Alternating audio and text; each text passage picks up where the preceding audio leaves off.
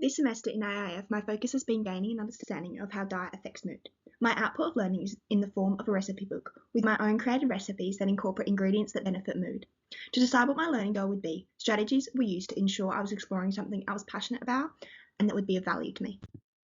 In the first lesson, we discussed different ideas as a class, using sticky notes. This allowed me to gain perspectives from everyone in the class and gain broader ideas about what I could learn about. Through hearing different ideas, it sparked creativity, leading me to come up with my learning goal. The next strategy I used to decide my topic for AIF was creating a table assessing my strengths and weaknesses as a learner, including things such as acknowledging that I'm a kinesthetic learner, having prior experience of cooking, and good time management skills due to my high participation in co-curricular activities. Through critically reflecting my strengths and weaknesses, it made deciding between my two learning goal ideas more accessible to me. A key strategy that allowed me to achieve my learning goal was an episode of a podcast I listened to called Food for Thought as part of a series called The Imperfects. This was an audio documentary that encourages effective mental health practices that are evidence-based and encourages resilience. The episode that I listened to specifically focused on how diet is affected by mood and was a successful research strategy due to the validity of the source, Professor Felice Jacker, and was accessible to me as a learner. Learning from this podcast allowed me to gain a base knowledge and assisted me in writing my introduction to my information booklet. Specifically when talking about the vagal nerve, which was a key focus within the podcast. From this learning, I was able to explain the connection as part of my introduction. During the podcast, the professor spoke of her own book, Brain Changer. This enticed me to read the book, which became a key strategy in gaining information and guidance to include key elements within my output. Furthermore, this podcast made me aware of journaling as a strategy to improve my resilience and increase a good mental health. A skill I learned through listening and watching to gain knowledge was learning how to note take.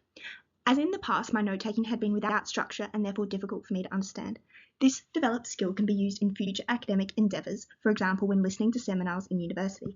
An element of my learning goal was to learn how to cook food that benefits your mood, and this was displayed in my learning output through my own created recipes. I synthesised my recipes based on research conducted, taking elements of other recipes, then adjusting them to implement foods that are vital to sustain a good mood.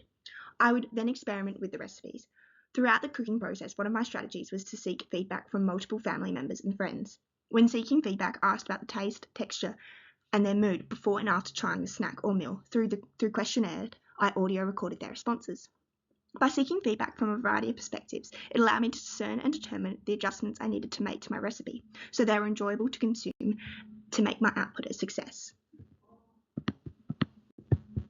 An example of this is after cooking my crispy rice paper rolls, I received feedback from my dad, saying that the rolls could be crispier and therefore could be even more satisfying to eat. This allowed me to discern that I would adjust the recipe to cook the rice paper rolls on the pan for 1 minute on each side, opposed to 30 seconds. During term 3 of AIF, a peer of mine wanted to cut out added sugars and highly processed foods out of her diet for 2 weeks. After discussing reasons why she was doing this, I discovered it was because she lacked energy and often felt anxious. I wanted to conduct an interview before and after the 2 weeks with the adjusted diet to see the difference in her mood.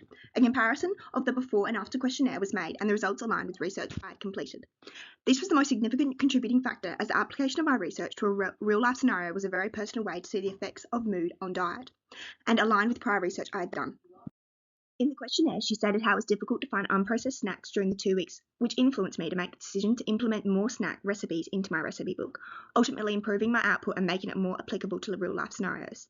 I also then shared these recipes with my peer, providing her with the knowledge to create food that will prevent her from feeling anxious and allow her to retain more energy.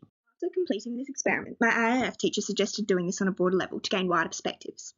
The following week, I completed a survey with 20 participants. After gaining wider perspectives, this progressed my learning as it enabled me to calculate the average and implement these statistics into my learning output, making my information stronger and more refined for the reader. I put this into a visual graph to be displayed within my learning output to support research presented and to further influence people to see the importance of eating to benefit your mood. Activating identities and futures has had a personal value to me as I have gained better researching skills. In the past, online research has been my dominant research method, but due to the specificity of my AIF, I was encouraged and provided the opportunity to entertain a wide variety of perspectives, including TED Talks, podcasts, and books. Through exploring broader platforms, I gained an appreciation and valued the importance of seeking a wide variety of perspectives and how this provides a more holistic understanding of an area of interest. Personal impact that AIF has had on me is that it's influenced me to improve my eating habits and adjust my lifestyle choices around the consumption of food.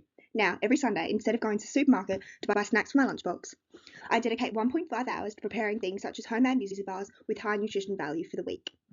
My completed learning output displays the in-depth knowledge I have gained. Each showcases this in an accessible way that has helped my family and friends to improve their mood through altering their diets. It provides information as well as recipes for all meals of the day, including snacks.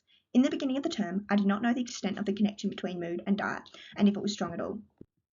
In reflection, I have learned that there are multiple different ways your mood is affected by diet, including the connection to your gut health and dopamine creation, the vagus nerve, and how your brain health is connected to your immune system. This knowledge was in mind when creating the recipes, which incorporate ingredients to benefit health of the gut microbiome, which can boost creation of neurotransmitters like serotonin and dopamine, which make you feel happy.